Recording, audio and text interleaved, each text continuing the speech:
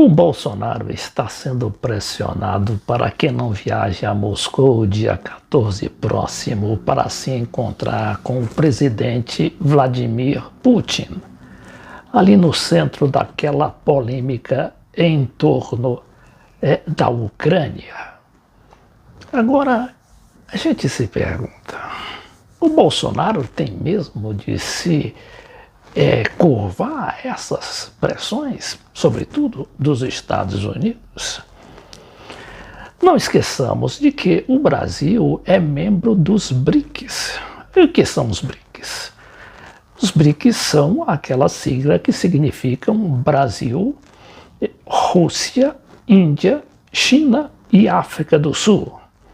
Países representantes de uma espécie de potências regionais ou um mundo multipolar.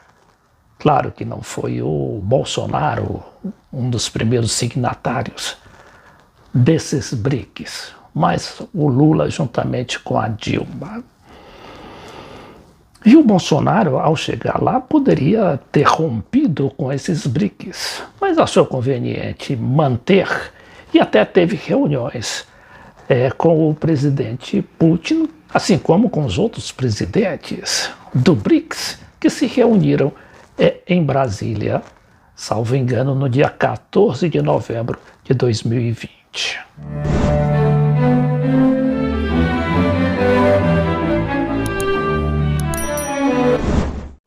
E o Bolsonaro não está sozinho nessa viagem a Moscou, porque o presidente da Argentina, que batalha ali num movimento contrário, um homem de esquerda ao direitismo do Bolsonaro, também parte esta noite para a Rússia, China e Barbados.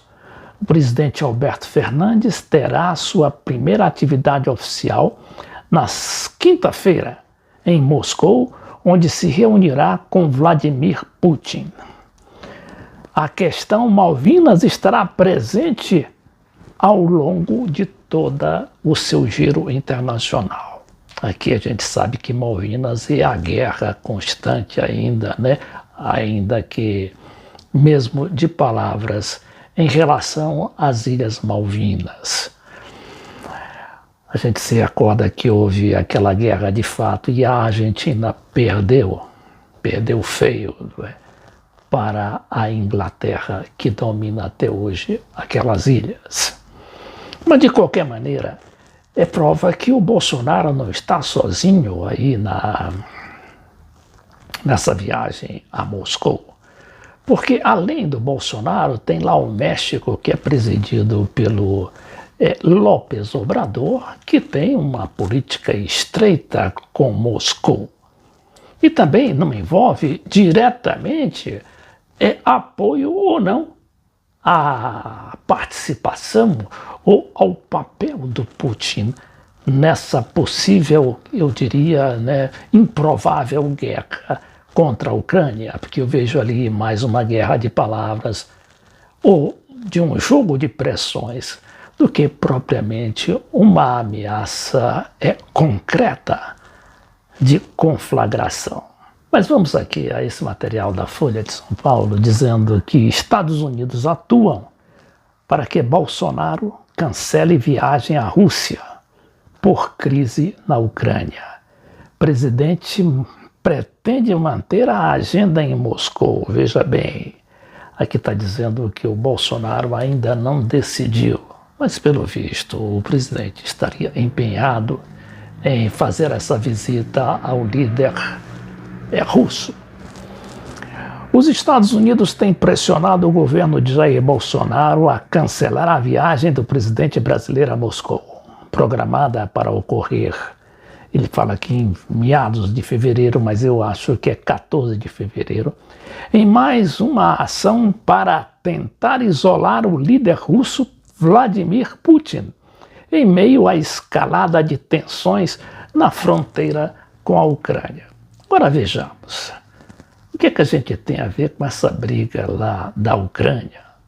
Porque o Bolsonaro é um homem que segue uma política de atrelamento automático à política dos Estados Unidos. Mas a própria manutenção do país, do Brasil, nos BRICS, significa que não é bem assim.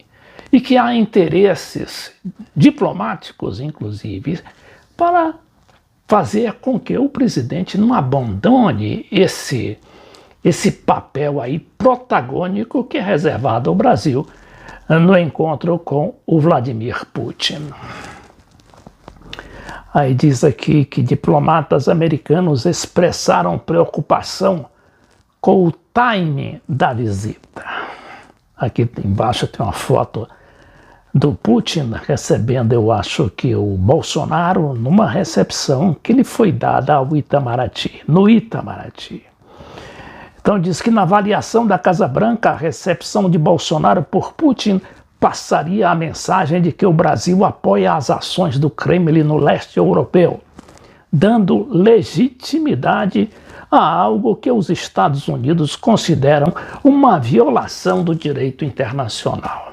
Ora, a gente sabe que os Estados Unidos também está pressionado ali, não só, não é, na Europa, né? A Europa que diz formalmente que apoia essa posição de cerco à Rússia, mas países como a Alemanha, a própria Itália, a Alemanha, que é considerada o maior país ou o grande motor da União Europeia, que dependem do gás da Rússia, a Alemanha em 41%. E a própria União Europeia, a gente sabe que toda esses 30 países ou 27 países que compõem a União Europeia dependem do gás russo. 41% eu acho que é a média. E em segundo lugar, vem, por exemplo, de fornecimento de gás à Europa, a Noruega com 16% e mais 4%, salvo engano, da Argélia. E aí prossegue o material da Folha dizendo que o mesmo recado foi transmitido à Argentina, cujo presidente Alberto Fernandes visita a Rússia nesta semana. A gente já viu que o Alberto Fernandes também não se curvou a essa pressão. Agora, o que está mesmo acontecendo ali entre os Estados Unidos, a Europa e a Rússia? É simples. A OTAN, a Organização do Tratado do Atlântico Norte, que reúne ali Canadá, Estados Unidos e os países europeus, estão cercando a Rússia, não é? E colocando armamentos altamente ofensivos na fronteira e a todo momento pretendendo não só amedrontar, como também fazer até avanços militares naquela região.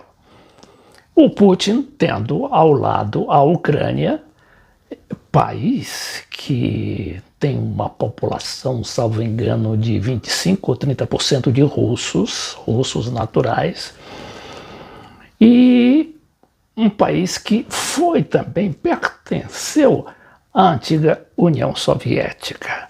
Só que a OTAN está querendo que a Ucrânia adira à OTAN, com o que se selaria o cerco total à Rússia.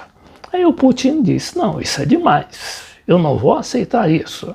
E aí, com o seu pragmatismo habitual, o Putin concentra força militar, dizem que de 125 mil homens e mais equipamentos também sofisticados, porque a Rússia hoje é igual ou superior aos Estados Unidos em matéria de armamento, principalmente defensivos e também de ataque. Vejamos aqui esse noticiário da RT, a Russian Today, o que diz.